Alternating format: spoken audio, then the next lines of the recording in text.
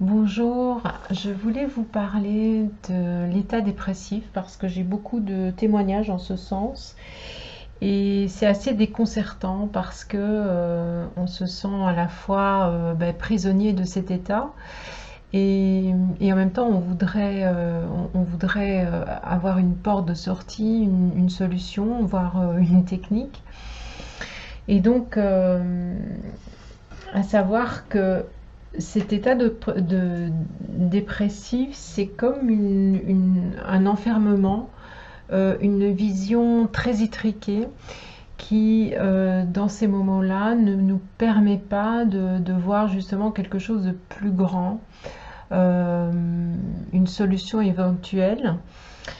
Je pense que la première chose à faire, c'est justement prendre conscience et essayer de regarder au large.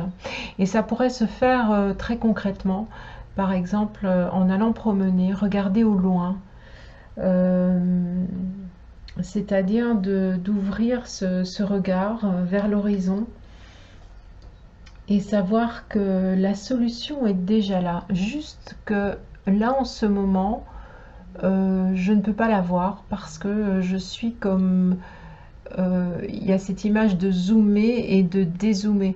Et là, je zoome complètement en un point noir et c'est difficile d'en sortir.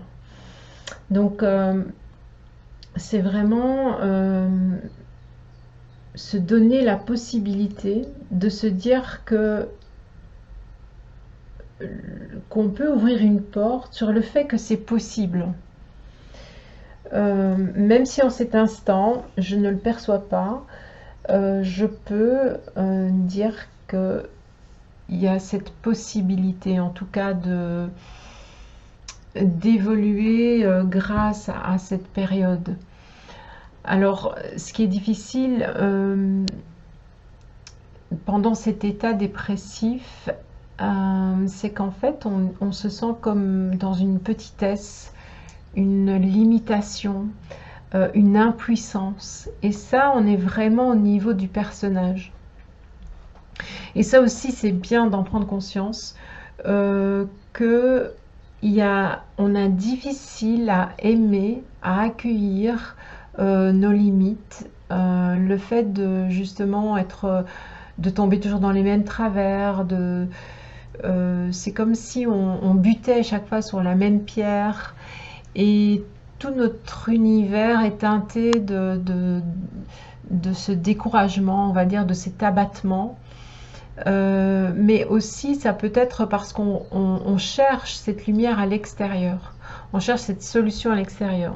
On cherche cet éclat, cette étincelle, peut-être chez quelqu'un d'autre, dans une situation extérieure.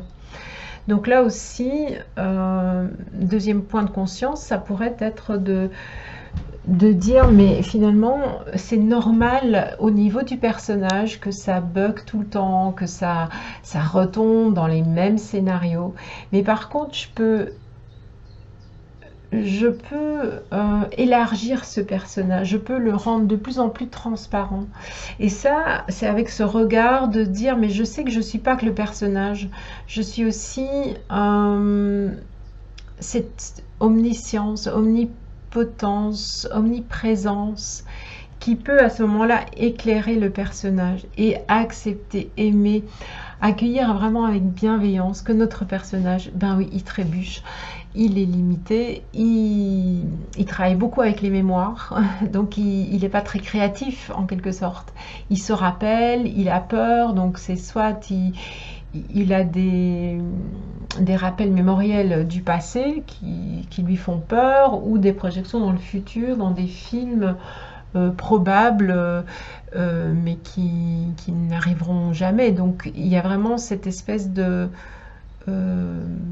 justifier cet abattement par plein de mémoires qui ne font pas partie de l'instant, de la vérité de l'instant présent. Et donc, si déjà on prend de la distance par rapport à ce personnage qui est embourbé dans ce marécage, et on peut éclairer, donner de l'amour à ce personnage. Et c'est très difficile. La preuve, c'est qu'on va facilement chercher chez l'autre tout ce qu'on n'arrive pas à aimer chez soi. Et au plus on est dans le rejet de ces limitations, au plus on va avoir du mal aussi à l'accepter chez l'autre. Et donc on passe notre temps comme ça à essayer de chercher la perfection chez l'autre parce qu'on n'arrive pas à voir qu'on est parfait. Parfait dans le sens, pas au niveau du personnage, pas dans cet espace-là, mais dans cet espace que c'est une expérience et que il y a le côté relatif, mais il y a le côté aussi beaucoup plus absolu, beaucoup plus relié, beaucoup plus qui sait où il va, et que on est appelé à travers cette expérience de cette incarnation à justement, je vais dire, utiliser ces expériences pour revenir à cet amour infini qu'on est et qui va permettre justement d'aimer aussi ce personnage. Et au plus on va aimer cette limitation, à accepter, accueillir, le personnage va se mettre au service de la source, on pourrait dire. Et troisième prise de conscience, ce serait de réaliser qu'il n'y a pas de solution unique pour tout le monde. On a une tendance à vouloir le remède, la technique, la chose à faire.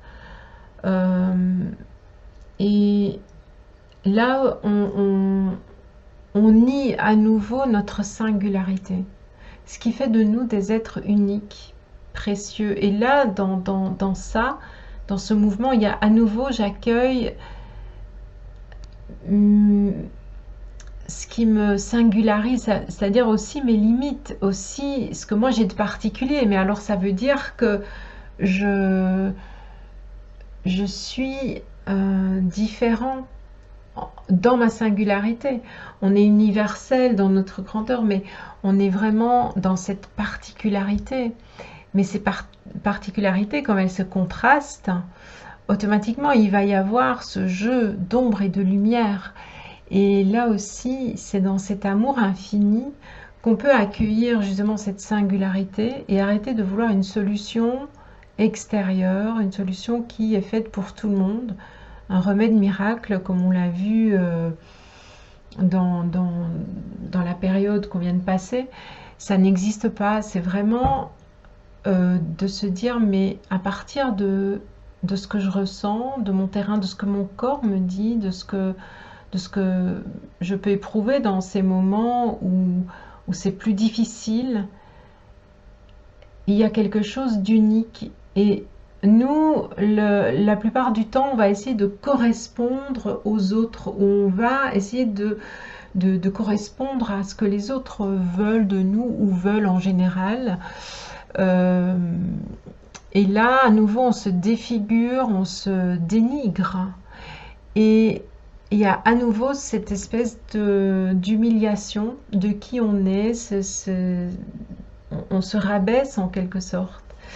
Et ça aussi, il faut apprendre à découvrir quelle est notre singularité avec tout ce que ça comporte et avec ce qu'on a encore à découvrir de nous, de ce qui est absolument unique, précieux.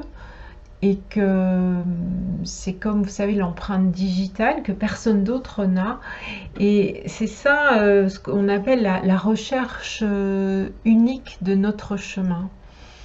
Mais voilà, avant de demander à quelqu'un d'autre d'aimer ce que l'on est, aimons-nous d'abord ce que l'on est dans ce qu'il y a de plus unique. Et différentiel, je dirais. Voilà, donc il y a toujours ce jeu entre mon personnage me permet de faire mes expériences et en même temps je n'ai pas bougé, je suis toujours cet espace qui est dans cette bienveillance infinie, qui est dans cette intelligence infinie et qui peut vraiment accueillir à nouveau la singularité de mon personnage. Et ça, c'est très difficile parce qu'apparemment, au plus on appartient à un modèle général, et on le voit bien au niveau, je sais pas, des différentes modes dans les différents domaines, on essaye de ramener toujours des groupes de personnes qui pensent de la même façon, qui s'habillent de la même façon, voilà. Et la société essaye de faire aussi cette espèce d'uniformité. Et non, c'est pas là-dedans qu'on va vraiment... c'est pas fait comme ça. Le fait, c'est qu'on a reçu cette singularité, et pour l'apprivoiser, l'aimer et accepter que si ça nous semble sombre, difficile en ce moment, c'est parce qu'il y a quelque chose à traverser, quelque chose qu'on a difficile à voir, qu'on a difficile à aimer en nous-mêmes, et qui demande cette lumière, ce regard plus large, plus aimant. Voilà, c'est ce que je voulais dire sur l'état dépressif. Il y a beaucoup de choses à dire, bien sûr on peut le prendre par plusieurs angles de vue, mais ça me semblait voilà, essentiel de parler de ça. Et je dirais pour terminer qu'il y a cette foi, cette confiance qui de plus en plus doit prendre de la place en nous, et qui peut justement, quoi qu'il arrive, rester en arrière-fond. Et pour moi, pour faire grandir cette confiance et cette foi intérieure, qui n'a rien de religieux bien sûr, c'est de ne plus aller chercher à l'extérieur la solution, et de ne plus chercher à correspondre ou ressembler à quelque chose d'extérieur, et commencer vraiment à s'aimer et s'accepter dans son entièreté, et malgré les embûches qui en fait sont des occasions de grandir, à condition qu'on ait ce regard perçant. C'est vraiment l'intelligence, c'est lire à l'intérieur des choses, vraiment cette lecture profonde. Voilà, donc si on est dans des états comme ça, il faut de la patience et s'accueillir pleinement, parce que ce qui fait souffrir, c'est surtout la résistance et vouloir autre chose de ce qui est, et ne pas s'accepter dans nos limites, ce qui paraît en tout cas des limites au niveau de notre personnage. Voilà, merci beaucoup de m'avoir écouté.